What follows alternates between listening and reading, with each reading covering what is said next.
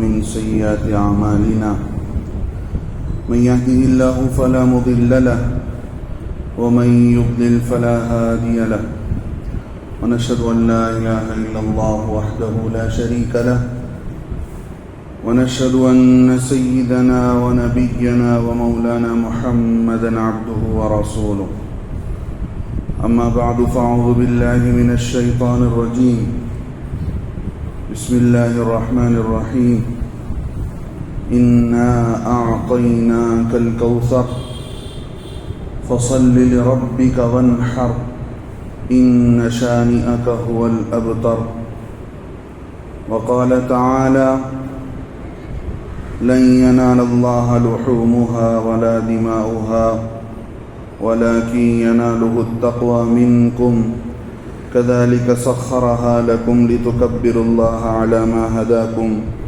وبشر المحسنين صدق الله العظيم.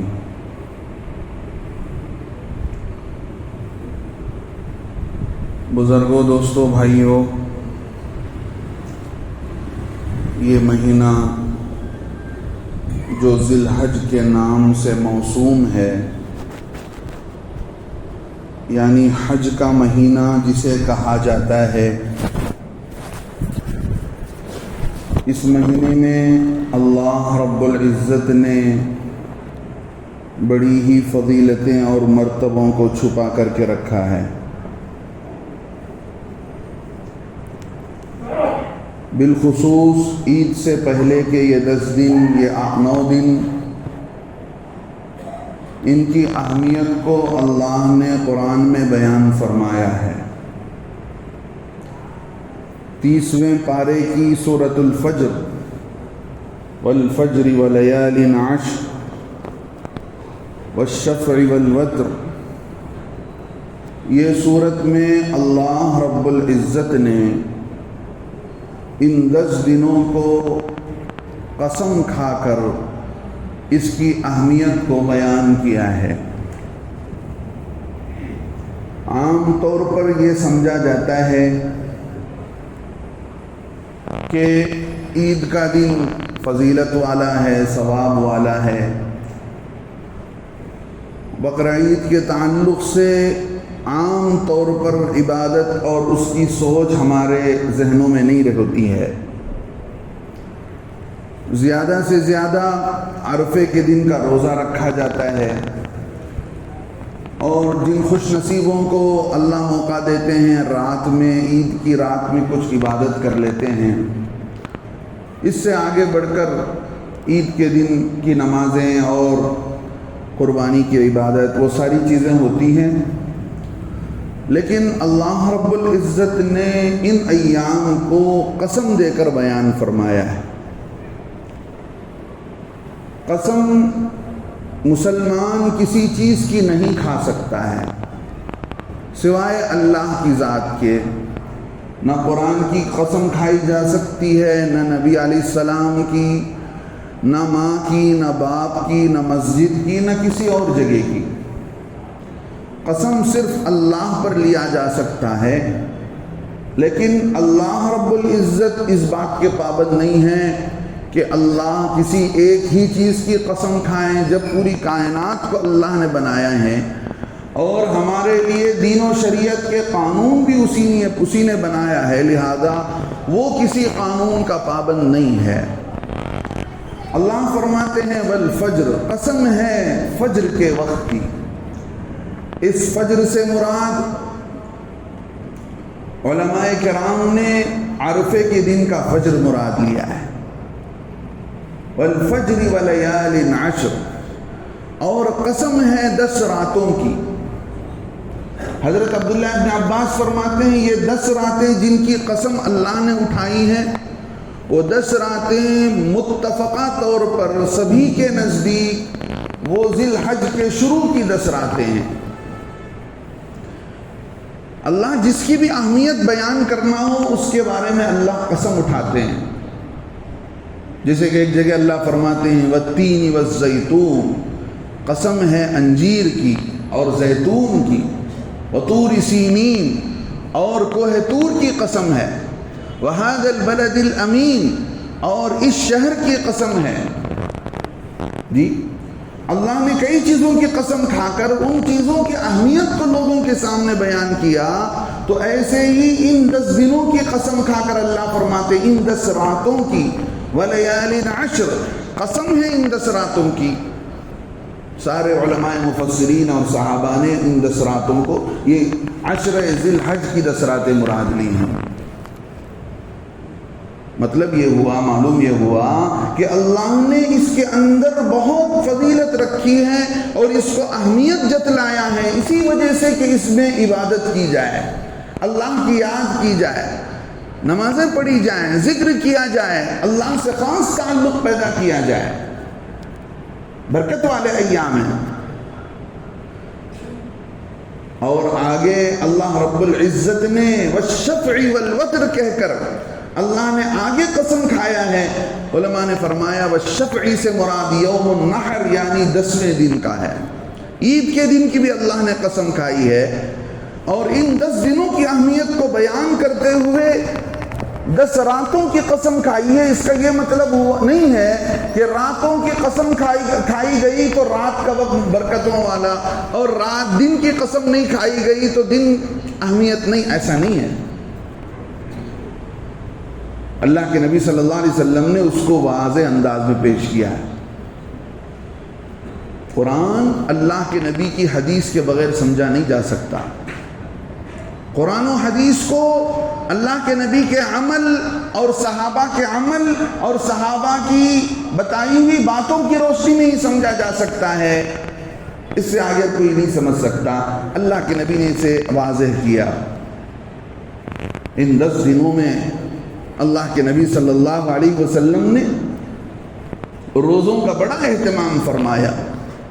ایک جگہ تو فرمایا اشہر الحرم، جو 4 مہینے، جن 4 مہینوں میں قتل و غارت گیری اپنے اوپر سمجھتے تھے کہ حرام ہے. قتل و غارت گیری، لوٹ مار اللہ نے 12 مہینے میں حرام کر رکھا ہے، لیکن اللہ کے نبی آنے سے پہلے مکے کے کافر سمجھتے تھے کہ 4 مہینے ایسے ہیں کہ ان میں قتل و غارت گیری، لوٹ مار ہمارے لیے جائز نہیں ہے. حتیٰ کہ جنگ بھی ہو رہا ہوتا، یہ 4 مہینے داخل ہو جاتے تو وہ جنگ کو روک لیا کرتے تھے. رجب کا مہینہ ہے، پھر شوال اور پھر جو ہے ذی قعدہ اور ذی الحج اور محرم کا مہینہ ہے. اللہ کے نبی علیہ السلام نے ان مہینوں کے تعلق سے بھی فرمایا کہ دیکھو اس میں روزے رکھا کرو، ان میں روزے رکھا کرو، کچھ نہ کچھ تو رکھ لیا کرو. ایک حدیث میں یہاں تک فرمایا. تو یہ بڑی برکت والے دن، بڑی برکت والی راتیں جن میں اللہ رب العزت اس میں برکتوں کو، خیر کو، اپنی مہربانیوں کو چھپا کر کے رکھا ہے. میرے اور آپ سے اس بات کی امید ہے اللہ کو کہ ہم اللہ کی طرف دوڑ لگائیں گے. حضرت موسیٰ علیہ السلام کے واقعات ہیں. حضرت موسیٰ علیہ السلام کو 40 دن کوہ طور پر اللہ نے بلایا، 40 دن ٹھہرے رہے. اللہ کے نبی صلی اللہ علیہ وسلم پر جو قرآن اتارا گیا اس میں اللہ نے اس واقعے کو تذکرہ کرتے ہوئے فرمایا وَأَتْمَمْنَاهَا بِعَشْرٍ، ہم نے موسیٰ علیہ السلام کے ان ایام کو ان 10 دنوں سے مکمل کیا. یعنی گویا یہ 10 دن جو مہینے ذی الحج کے ہیں شروع کے، وہ 10 دن گویا حضرت موسیٰ علیہ السلام بھی اللہ کی عبادت میں کوہ طور پر موجود تھے. تو میرے دوستو، زندگی ہے ہی غنیمت کی، زندگی ہے ہی کما لینے کے لیے. ایک ایک سبحان اللہ کی قدر و قیمت موت کے بعد اندازہ ہوگا کہ یہ زندگی ہم کیا کر کے گئے. جنت میں پہنچ جانے کے بعد اللہ کے نبی فرماتے ہیں کسی چیز کا افسوس اور پچھتاوا جنتی کو نہیں ہوگا سوائے وہ وقت اور وہ زندگی کے ایام اور گھڑیاں جو غفلت میں اللہ کو بھلا کر دنیا کے اندر ہم جیتے رہے، بیکار کاموں میں رہے. اب بیکار کاموں میں ایمان والوں نے اپنے کو ایسے مشغول کر لیا کہ کام کی چیزوں میں دل لگتا ہی نہیں ہے. مسجد میں آئے دل لگتا نہیں ہے، تعلق ختم ہو گیا، اللہ سے محبت ختم ہو گئی. بات آ گئی تو ایک واقعہ کہہ کے آگے بڑھتا ہوں۔ ایک نیک انسان، اللہ کا خاص سے تعلق رکھنے والا نیک بندہ، نمازی بندہ، لیکن حمالی کا کام کرتا تھا، لوگوں کے سامان لادتا تھا، بازار میں کھڑا ہوا ہے۔ ایک آدمی آیا، اس نے کہا کہ بھائی میں نے مچھلی خریدی ہے، تم میرے گھر تک پہنچا دو۔ اس نے سامان اٹھا لیا، بلکہ مچھلی نہیں، وہ تو دوسرا واقعہ سمجھتا ہوں، جو بھی سامان رہا ہو اس نے اٹھایا۔ ایک بات شروع میں ہی بتا دی کہ دیکھو میں چلتا رہوں گا، لیکن جب میں اذان کی آواز سنوں، جب تک میں نماز نہ پڑھ لوں وہ سامان رکھا رہے گا۔ اذان کی آواز سنی، سر سے اپنا سامان نیچے رکھا اور چل گیا مسجد کی طرف۔ اذان ہوئی، لوگ آئے، نماز پڑھے، لوگ نکل بھی گئے، لیکن یہ آدمی نہیں آ رہا ہے، نماز میں لگا ہوا ہے، عبادت میں لگا ہوا ہے۔ قصہ لکھا ہے کتابوں میں کہ وہ آدمی جس نے اسے مزدوری پر لیا تھا، وہ مسجد کے باہر آ کر آواز کرنے لگا، بھائی نماز تو ہو گئی ہے، باہر کیوں نہیں آ رہا ہے؟ تجھے باہر آ جانا چاہیے۔ تو اندر سے وہ جواب دینے لگا، مجھے آنے نہیں دے رہا ہے، مجھے آنے نہیں دے رہا ہے۔ وہ باہر سے کھڑے ہو کر پوچھتا ہے، تجھے کون آنے نہیں دے رہا ہے؟ مسجد تو خالی ہے، تجھے آ جانا چاہیے۔ وہ کہہ رہا ہے، جو تجھے اندر آنے نہیں دے رہا ہے وہ مجھے باہر جانے نہیں دے رہا ہے۔ کیا تعلق ہوگا اللہ سے، اپنے رب سے؟ میرے دوستو، ہم کٹی ہوئی پتنگ ہیں جو بچوں کے ہاتھ میں جا کر جس کا حشر پھاڑ کر اس کو 4 ٹکڑے کر دیے جاتے ہیں۔ ہم اللہ سے وہ کٹی ہوئی پتنگ ہیں کہ دنیا والوں کے ہاتھ میں جا کر ہماری سوچ اور سمجھ، ہمارے دل اور دماغ اور فکر اور خیالات اور خواہشات کو دنیا والوں نے 4 ٹکڑے کر کے رکھ دیا۔ نہیں ہے ہمارے دل میں کوئی چیز تو اللہ کی محبت اور اس کی یاد نہیں۔ ہم اپنے بارے میں دیکھیں، میں اپنے کو جھانک کر دیکھو، اللہ کے گھر میں آ کر بیٹھ کر اللہ کی عظمت نہیں، اللہ کی محبت نہیں، اللہ کے سامنے بیٹھے ہوئے ہیں، نماز میں کھڑے ہوئے ہیں۔ ایک الگ عنوان ہے، اللہ کرے کہ ہمارے اندر مزاج ذوق پیدا ہو جائے، عبادت کا ذوق پیدا ہو جائے۔ جی ایک شاعر نے کہا تھا، جانتا ہوں ثواب طاعت و زہد، طاعت کہتے ہیں اطاعت کو، زہد کہتے ہیں تقوی کو، جانتا ہوں ثواب طاعت و زہد، پر میری طبیعت ادھر نہیں آتی۔ کیا کریں حضرت، آپ کی بات ساری صحیح ہے، لیکن کیا کریں، ہماری طبیعت ادھر نہیں آتی ہے۔ امام قرطبی رحمۃ اللہ علیہ نے لکھا ہے، اللہ رب العزت نے ان ایام کی فضیلت کو بیان کیا ہے تو وہ ایام اتنی اہمیت والے ہیں کہ جس سے بڑی ہی فضیلت ثابت ہوتی ہے۔ جن دنوں کو اللہ خاص کر کے بتاتے ہیں، جیسے رمضان کو خاص کر کے بتایا اور دنوں کو خاص کر کے بتایا، ان 10 دنوں کو، راتوں کو خاص کر کے بتاتے ہیں کہ دیکھو یہ کوڈ جس کو میں کوڈ کر رہا ہوں یہ بڑے اہمیت والے ہیں، اس کی قدر کرو، اس کی اہمیت اپنے دل کے اندر پیدا کرو۔ حتیٰ کہ اللہ کے نبی صلی اللہ علیہ وسلم کی ایک حدیث میں یہاں تک بتایا گیا کہ دنیا کے دنوں میں سے سب سے بہترین دن یہ 10 دن ہیں، 10 ذی الحجہ کے یہ 10 دن ہیں۔ حضرت عبداللہ ابن عمر رضی اللہ عنہ کی یہ روایت بیہقی کے اندر بیان کی گئی کہ اللہ رب العزت کو ان دنوں میں عبادت بہت زیادہ پسندیدہ ہے۔ جی لہذا آگے بتایا، ان دنوں میں کثرت سے کرنے والی عبادتوں میں سے ایک عبادت لا الہ الا اللہ، اللہ اکبر، الحمدللہ کی کثرت رکھا کرو، چونکہ یہ ایام اللہ کو یاد کرنے کے ہیں۔ بار بار یاد کیا کرو، لا الہ الا اللہ، لا الہ الا اللہ، دل سے اپنے ساری گندگی کو نکالو کہ خدا کے سوا کوئی نہیں ہے۔ بار بار اس کی تعریفیں بیان کرو جس کے احسانات بارش کے قطروں کی طرح ہم پر ہیں، ہوا کے ذرات کی طرح ہم پر ہیں، جس کی وجہ سے اس کے احسانات کے تلے ہم دبے ہوئے ہیں، اس کے کرم اور احسانات کے تلے ہماری زندگی چل رہی ہے۔ اس کی تعریف کرو، تعریف کے لائق وہ ذات ہے۔ اللہ اکبر، اس کی بڑائی بیان کرو، کوئی چیز بڑی نہیں ہے۔ ایام تشریق جو شروع ہوں گے انشاءاللہ اگلے جمعے کے دن سے فجر کی نماز تک، وہ کیا ہیں؟ کہ یہ ایسے ایام ہیں کہ حاجی اللہ کے نام پر حج کر رہا ہے، اللہ کے گھر کا طواف کر رہا ہے، کبھی مینا میں تو کبھی عرفہ میں، کبھی مزدلفہ میں تو کبھی جو ہے رمی جمرات میں، اللہ کے کہنے پر کیا کمزور اور کیا بوڑھا، کیا جوان مرد و عورت کبھی ادھر کے دھکے کھا رہے ہیں، کبھی ادھر کے دھکے کھا رہے ہیں اور حج کی مشقتوں کو برداشت کر رہے ہیں، ایک اللہ کہتے ہوئے، اللہ کو پکارتے ہوئے، لبیک کہتے ہوئے۔ مجھے اور آپ کو کہا گیا کہ ان دنوں میں اللہ کی عظمت کو بیان کرو، اللہ کی بڑائی بیان کرو، لا الہ الا اللہ، الحمدللہ، اللہ اکبر، اللہ کی تعریف اور اس کی بڑائی بیان کرو، تاکہ تمہارے دلوں کے اندر جیسے حاجی حج کو پہنچ کر اللہ کی عظمت کو دیکھ رہا ہے، تم بھی اللہ کا نام لے کر ان دنوں میں اللہ کی عظمت کو اپنے دلوں میں پیدا کرو۔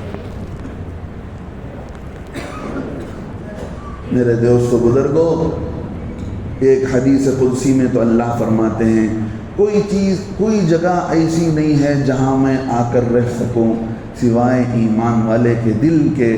اگر میں کسی جگہ رہ سکتا ہوں، اگر کوئی چیز جس میں سما سکتا ہوں تو وہ ایمان والے کا دل ہے۔ آپ سن رہے ہیں؟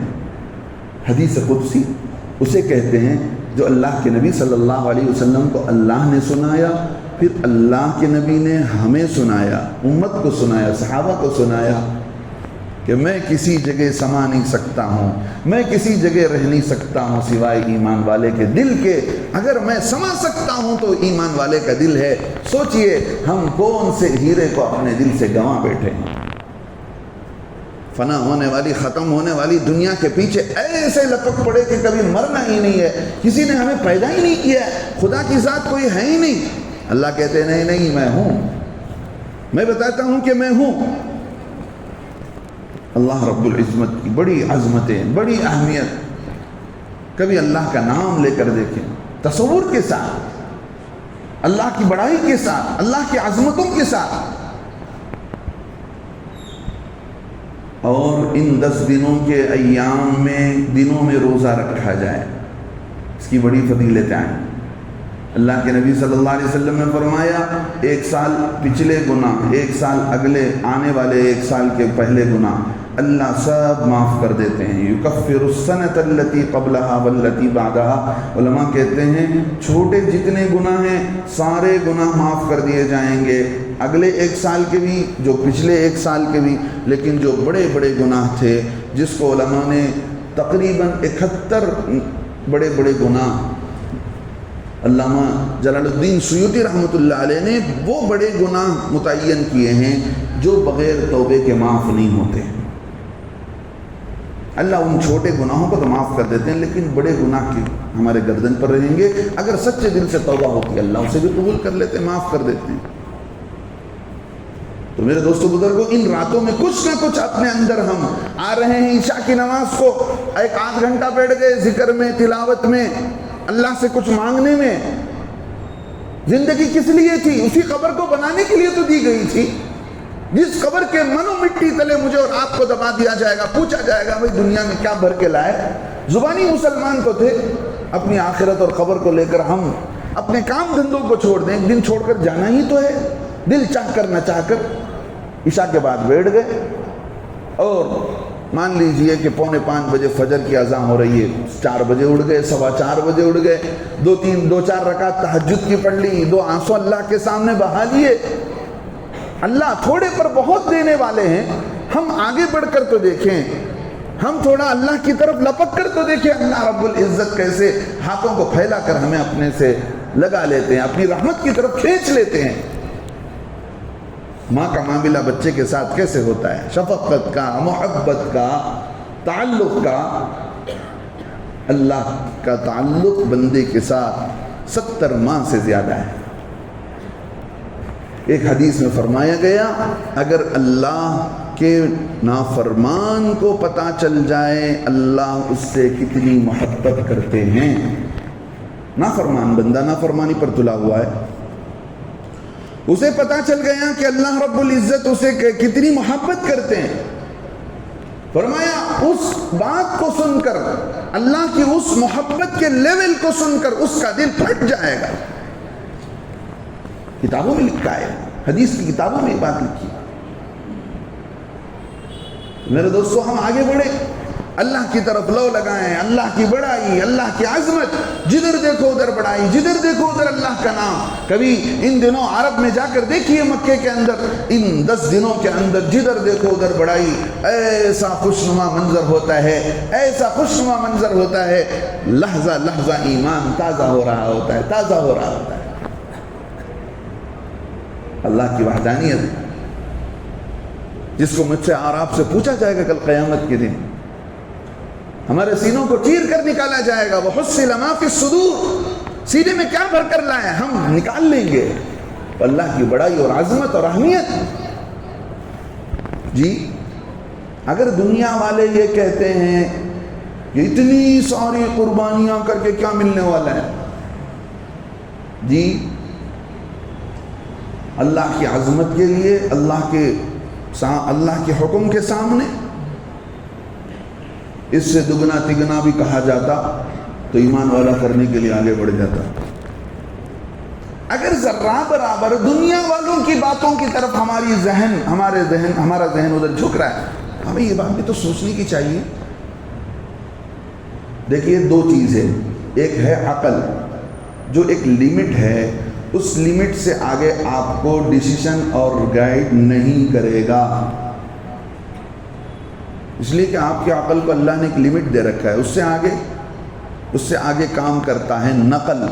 نقل کہتے ہیں وہ بات اور وہ وحی اور وہ دین جو اللہ اور اس کے رسول سے نقل ہوتے کاپی ہوتے ہم تک پہنچا ہے، صحیح واسطوں سے، معتبر ذرائع سے، بالکل جنیون پوائنٹ سے ہم کو یہاں تک آ کر پہنچا ہے، یہ ہے نقل۔ عقل پر اگر آپ دین کو پرکھنا شروع کریں گے تو آپ کی عقل ایک لمٹ تک جا کر کام نہیں کرے گی۔ ایک مثال دے کر بات آگے بڑھتا ہوں۔ حضرت علی رضی اللہ عنہ فرماتے ہیں اگر دین عقل میں سمجھ آنے والی بات ہوتی، یعنی اگر دین کی بات کو عقل کی کسوٹی پر پرکھ کر اگر ہم عمل کرنا شروع کریں تو ہماری عقل میں اترے گی نہیں بات۔ مثال دیتے ہیں، موزہ، چمڑے کا موزہ، یعنی وہ موزہ جسے پہن کر مسح کیا جا سکتا ہے۔ عامتاً وہ علاقے جو ٹھنڈے علاقے ہوتے ہیں وہاں پر بار بار پیر دھونا مشکل ہوتا ہے، لوگ سفر میں ہوتے ہیں یا اپنے گھر پر بھی ہوتے ہیں، تو اللہ نے موزے کا حکم دیا ہے کہ اپنے پیروں پر مسح کر لو۔ اس کی شکل یہ ہوتی ہے، وہ موزہ موٹے اس کا ہوتا ہے، میٹل کا ہوتا ہے، چمڑے کا، ریگزین کا، یعنی جسے پہن کر 2-4 کلومیٹر چلا جا سکتا ہے۔ آج کل کچھ ہمارے بھائی مسلمان ایسے ہیں، شارٹ کٹ انہوں نے نکال لیا، ساکس پہن لیتے ہیں اور وہ ساکس نکالنا ان کے لیے مشکل ہوتا ہے اور وہ ساکس پر ہی مسح کر لیتے ہیں، یہ کہہ کر کے وہی مسح کرنے کا اللہ نے قرآن میں، نبی نے حدیث میں حکم دیا ہے۔ بڑی گمراہی میں ہیں، اپنی نمازیں دہرائیں وہ جو یہ کہتے ہیں کہ بھئی موزے پر مسح کرنے سے مسح ہو جائے گا، نہیں ہوگا۔ مسح اس موزے پر کیا جائے گا جو موزہ چل کر 2-4 کلومیٹر چلنے سے پھٹتا نہ ہو۔ حضرت علی فرماتے ہیں اب اللہ نے مجھے موزہ پہن کر حکم دیا ہے مسح کرنے کا اوپر کے حصے میں، یعنی پاؤں کے اوپر کے حصے میں اس طرح مسح کیا جائے گا، حالانکہ موزے کا نیچا حصہ جی دھول چلتے پھرتے دھول مٹی لگتی ہے تو نیچے کے حصے کو صاف کرنا چاہیے۔ اللہ کے نبی نے ہمیں اوپر کے حصے کو حکم دیا ہے۔ یہیں سے مجھے بات سمجھ میں آتی ہے کہ دین ہمارے عقل میں آنے کا نام نہیں ہے۔ اگر ہمارے عقل میں آنے کا نام ہوتا تو میں بغیر موزے کے مسح کو اوپر نہ کرتا بلکہ نیچے کرتا۔ دنیا والے کچھ بھی کہہ لیں کہ بھئی یہ قربانی کیوں ہے، اللہ کے نبی سے کیوں پوچھا گیا؟ اللہ کے نبی سے پوچھا صحابہ نے، یا رسول اللہ جی میں جو کہہ رہا تھا ان 10 دنوں میں دن کی روزے، رات کی عبادت اور جو ہے ایام تشریق کی تکبیرات اور 9 تاریخ یوم عرفہ کا روزہ، جی اللہ کے نبی صلی اللہ علیہ وسلم نے فرمایا اس دن اللہ رب العزت اتنے لوگوں کو بخشتے ہیں کہ اس سے پہلے سال بھر میں اتنے لوگوں کو نہیں بخشا جاتا۔ وہاں آ رہا ہوں میں جہاں میں نے بات چھوڑی ہے قربانی کے تعلق سے۔ اللہ کے نبی صلی اللہ علیہ وسلم نے فرمایا میں نے دیکھا ہے فرشتے کو، شیطان کو عرفے کے دن کہ وہ اپنے سر پر مٹی ڈالتے ہوئے خاک آلود ہو رہا تھا کہ ہائے افسوس، میری دن بھر کی، میری سال بھر کی کمائی برباد ہو گئی، اتنے سارے حاجی بخشے جا رہے ہیں، اتنے سارے گنہگار بخشے جا رہے ہیں۔ عرفے کا دن عبادت کا، روزے کا، اللہ سے مانگنے کا، تعلق کا، اور ویسے بھی ہمارے لیے اگلا جمعہ آ رہا ہے، اب سے اپنا شیڈول بنا لیں کہ بھئی ایک دن کم از کم مہینے کا، ذی الحج کا ایک دن اللہ کے لیے ہم نکالیں، روزے سے ہوں، عبادات میں ہوں، اللہ سے مانگ رہے ہوں، زندگی بھر کے مسائل حل کرا رہے ہوں۔ 10واں دن قربانی کا دن ہے۔ اللہ کے نبی صلی اللہ علیہ وسلم سے پوچھا گیا ما هذه الاضاحی یا رسول اللہ، اللہ کے نبی علیہ السلام آپ نے قربانی کا حکم تو دیا ہے، یہ قربانی کیا چیز ہے؟ اللہ کے نبی علیہ السلام نے فرمایا سنت ابیکم ابراہیم، تمہارے جد امجد حضرت ابراہیم علیہ السلام کی سنت ہے۔ ٹھیک ہے، اللہ کے نبی آپ کہتے ہیں اللہ کے نبی حضرت ابراہیم کی سنت ہے تو ہم قربانی کر دیتے ہیں، فما لنا منہا یا رسول اللہ، اللہ کے نبی ہم کو کیا ملنے والا ہے، ہمیں کیا ملے گا؟ اللہ کے نبی نے فرمایا بِكُلِّ شَعْرَةٍ حَسَنَةٌ، جانور کے ہر ایک بال کے برابر نیکی دی جائے گی۔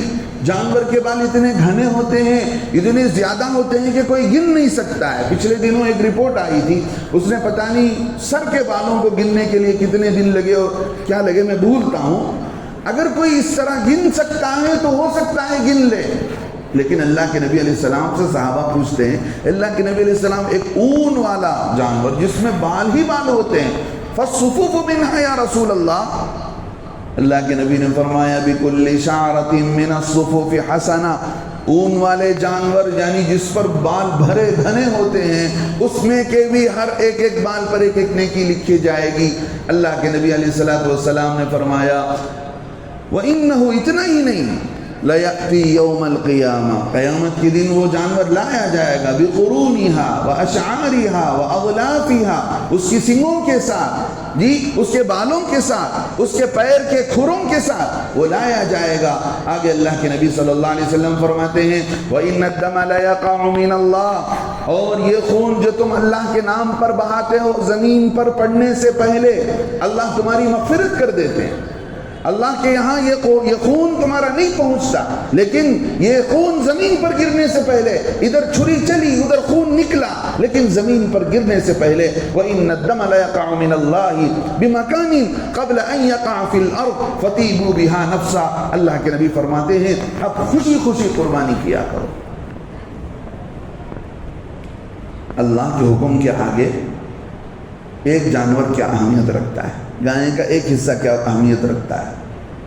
حضرت ابراہیم علیہ السلام کی وہ زندگی ایمان والی، اطاعت والی، فرما برداری والی، اندازہ کر کے دیکھیں جی بچوں کو کیسے محبت سے پالا جاتا ہے، بچوں کی محبت ماں باپ کے دل کے اندر کیسی ہوتی ہے۔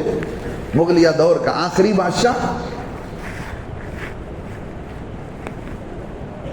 بچہ بل بلا رہا ہے باپ کے سامنے،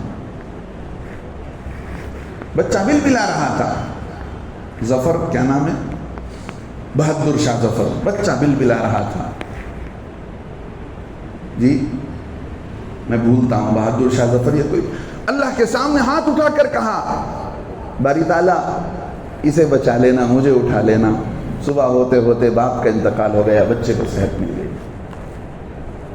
ایسے بچے کو اللہ کے نام پر قربان کر کے اللہ کے نبی بتا رہے ہیں کہ دیکھو اللہ کو خوش کرنا ہو تو اس کی کوئی لمٹ نہیں ہے، اللہ کو راضی کرنے کے لیے اپنی گردن پر بھی چھری چلائی جا سکتی ہے، اپنے لاڈلے بچے جس کے لیے ماں باپ جیتے ہیں اس کے لیے بھی چھری چلایا جا سکتا ہے۔ لوگوں اللہ کے حکم پر چھری نہیں چلایا جا سکتا، اللہ کے لیے خود کو فنا کر دینا ہے، اللہ کے حکم کو، اللہ کی فرما برداری کو چھوڑ کر اللہ کے حکم کو قربان نہیں کرنا ہے۔ اپنی سہولت کے لیے، اپنے خواہش کے لیے ہم اللہ کا حکم چھوڑ دیتے ہیں۔ یہ قربانی کے ایام یاد دلاتے ہیں کہ لوگوں اپنے اندر جذبہ پیدا کرو، اللہ کے لیے جینا سیکھو، وہ تاریخ یاد کرو، وہ دن یاد کرو، وہ قرآن کے اندر کیوں واقعات بیان کیے گئے، اللہ کے نبی علیہ السلام نے اس کو کھول کھول کر کیوں بیان کیا ہے۔ وَكُلًّا نَقُصُّ عَلَيْكَ مِنْ أَنْبَاءِ الرُّسُلِ مَا نُثَبِّتُ بِهِ فُؤَادَكَ۔ اللہ کے نبی سے کہا جا رہا ہے، اللہ کے نبی، ان نبیوں اور رسولوں کے واقعات ہم نے قرآن میں اسی لیے بیان کیے ہیں تاکہ تمہارا دل دین پر جمع رہے۔ ہم قرآن نہیں پڑھتے ہیں، ہم نبیوں کی زندگی نہیں پڑھتے ہیں تاکہ ہمیں دین پر جمع نصیب ہو۔ نبی سے کہا گیا کہ تم اگر نبیوں کی زندگی کو پڑھو گے تو تمہارا دل دین پر جمے گا۔ آج ہم پھس پھسے ہیں، ان بیلنس زندگی ہے، کبھی اس کی بات سن لیے، کبھی وہ اچھا لگا، کبھی یہ اچھا لگا۔ میرے دوستو بزرگوں، اللہ کے لیے جینا، اللہ کے لیے مرنا کیا ہوتا ہے وہ نبیوں کی زندگی ہمیں بتاتی ہے۔ اللہ کے نبی صلی اللہ علیہ وسلم نے احادیث کے اندر اس کو کھول کھول کر بیان فرمایا، اور اس کی تعلق سے صاف طور پر اللہ کے نبی صلی اللہ علیہ وسلم نے بتایا۔ ایک حدیث میں اللہ کے نبی علیہ السلام فرماتے ہیں جس پر قربانی واجب ہے پھر بھی وہ قربانی نہیں کرتا ہے، وہ ہمارے عیدگاہوں کو آنے کی ضرورت نہیں ہے۔ لوگ معمولی بہانے سے قربانی چھوڑ دیتے ہیں، حضرت یہ سال تھوڑا ٹائٹ ہے جی، سارا کام ہو رہا ہوتا ہے، گھر میں ساری اپنی پسند کی چیزیں ہو رہی ہوتی ہیں، عید کے لیے کپڑے اتنے ضروری نہیں ہیں، آپ حساب کر کے اپنے لیے قربانی، ایسے ہی نہیں کہا گیا۔ اللہ کے نزدیک ان 3 دنوں میں قربانی سے بڑھ کر کوئی عمل نہیں ہے، تو اس کا مطلب کیا ہوا؟ اس کا مطلب یہی ہوا کہ آپ قربانی کو چھوڑ کر کوئی دوسرا عمل نہیں کر سکتے۔ قربانی کس پر واجب ہے؟ جس پر زکوٰۃ واجب ہے۔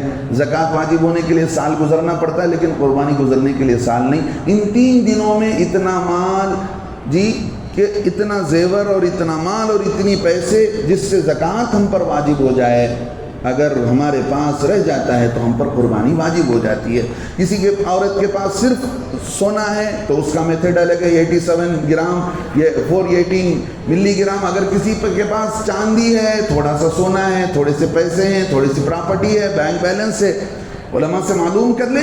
اگر قربانی واجب ہے، ان 3 دنوں میں اتنے پیسے ہیں ہمارے پاس، تو پھر قربانی واجب ہو جاتی ہے، قربانی کا کوئی بدل نہیں ہے۔ ان 3 دنوں کے گزر جانے کے بعد اگر آپ قربانی نہیں کرتے ہیں تو پھر آپ کو ایک پورا بکرا قربان کرنا پڑے گا۔ اللہ نے موقع دیا ہے کہ ایک بڑے جانور میں کا 7 کہنے کا ایک حصہ آپ قربانی میں شریک ہو سکتے ہیں جی۔ تو اس لیے عام طور پر گائے کی قربانی کے نام پر ہمارے اندر ایک جذبہ ہوتا ہے، لیکن ہم دیکھیں جس ماحول میں رہتے ہیں، میں یہ نہیں کہہ رہا ہوں کہ آپ قربانی نہ کریں، جس ماحول میں آپ رہتے ہیں اس کا اعتبار کر کے اندازہ کر لیں کہ بھئی وہاں قربانی کی جا سکتی ہے کہ نہیں، اس سے بہتر دوسری جگہ بھی کیا جا سکتا ہے، اپنے گاؤں میں بھی کیا جا سکتا ہے، کہیں تیسری جگہ کاٹ کر کے بھی لا کر قربانی کے گوشت تقسیم کیے جا سکتے ہیں۔ دوسروں کے جذبات کو مجروح کرنا نہیں ہے، تو اللہ کے حکم پر بھی عمل کرنا ہے، لیکن اپنے لیے جذبہ اور جوش دکھا کر ماحول کو خراب بھی نہیں کر لینا ہے، کیونکہ جس ماحول میں ہم رہتے ہیں آپ اچھی طرح اندازہ ہے آپ کو۔ لہذا حضرت مولانا ارشد مدنی دامت برکاتہم امیر الہند، جو امیر شریعت ہیں پورے ہندوستان کے، انہوں نے ایک لیٹر جاری کیا، میرے پاس وقت نہیں ہے، انہوں نے یہی رہبری کی ہے، گائیڈ کیا ہے کہ اندازہ ہم کریں کہ کس ماحول میں کرنا ہے، کیا کرنا ہے، اور گندگی کو پھینکنے کا مسئلہ ہے، اور جو ہے قربانی کے نام پر خاص کر صفائی کا مسئلہ ہے، ان ساری چیزوں میں ہمیں چوکنا ہونا ہے۔ ایسا نہیں کہ میں ہم اپنے قربانی کے ذریعے ایک الگ ویو جاتا ہوں، ایک الگ میسج جاتا ہوں کہ بھئی یہ قربانی تو کر دیتے ہیں لیکن ان کے یہاں پاکی صفائی نہیں ہے جی۔ تو خاص کر وہ لوگ جو حج پر گئے ہیں، اگر وہ حج پر گئے ہیں تو ان کی قربانی ایک الگ وہاں ان کی ہوتی ہے، لیکن ایک اپنی قربانی اگر ان پر واجب ہے، ان پر اس طور پر واجب ہوگی کہ اگر وہ مکہ المکرمہ میں مدینہ جانے تک، جی اچھی طرح سنیں، مکہ جب وہ پہنچے ہیں تو مدینہ جانے تک اگر مکہ، منی، مزدلفہ سب ملا کر 15 دن اگر ان کا ہو جاتا ہے، پھر وہ مقیم ہو جائیں گے، ان پر قربانی ہوگی۔ اگر وہ مکہ پہنچ کر عید آ گیا، وہ ان کے 15 دن وہاں پر نہیں ہوئے، سمجھ رہے ہیں، تو پھر وہ مسافر کے حکم میں ہوں گے، ان پر قربانی واجب نہیں ہوگی۔ یہ ایک مسئلہ ہے، تفصیلی مسئلہ ہے۔ بہت سارے لوگ جو ہے باہر کنٹری میں ہوتے ہیں، اب ان کے تعلق سے پوچھتے ہیں کہ بھئی کیا کرنا ہے، ان کی بھی قربانی آپ یہاں کر سکتے ہیں، لیکن پہلے دیکھ لیں کہ کہیں ان کے یہاں عید پہلے آ جاتا ہے، تو اس کے لحاظ سے اگر ایسا نہ ہو کہ بھئی ہم یہاں ان کی قربانی کر رہے ہیں اور یہاں عید ہی نہیں ہے، اب کئی ایسے ممالک ہوں گے جہاں جمعے کا دن عید ہوگا اور ان کے نام پر اگر ہم یہاں جمعے کے دن قربانی کریں گے تو عید نہیں. بس یہ ہے کہ وہ 3 دن وہاں بھی ہونے چاہیے یہاں بھی ہونے چاہیے. ایسی سملیرٹی اگر ہے تو پھر ہماری قربانی ہو جائے گی. اس طرح کے جو مسائل ہیں علماء سے معلوم کر لیں, اور ایک گروپ بھی بنا ہوا ہے واٹس ایپ کا, ذمہ داروں سے پتہ کر لیں, اس میں بھی آپ شریک ہو کر علماء سے مسائل جان سکتے ہیں. اللہ سے دعا کرتا ہوں اللہ تعالی ہمیں صحیح معنوں میں عمل کی توفیق نصیب فرمائے, ان 10 دنوں کی صحیح معنوں میں قدردانی کی توفیق نصیب فرمائے.